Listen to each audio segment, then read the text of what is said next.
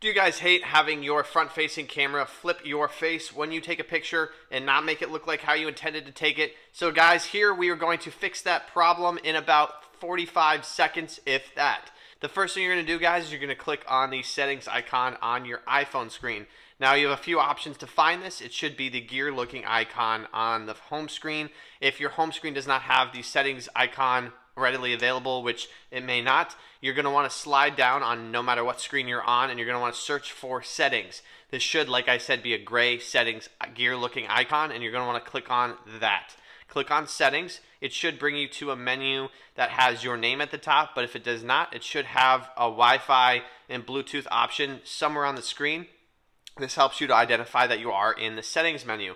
From here, you're going to scroll down towards the bottom, and you're going to find where it says camera. You're going to tap on camera.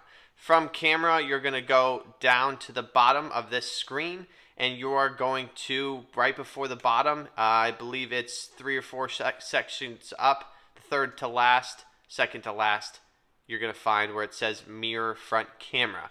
From here, you're going to toggle this on and off. Maybe you actually already watched this video and want to go back in and turn it off. You can actually do that here. Green is going to mean on, like go. The stoplight, green light, go.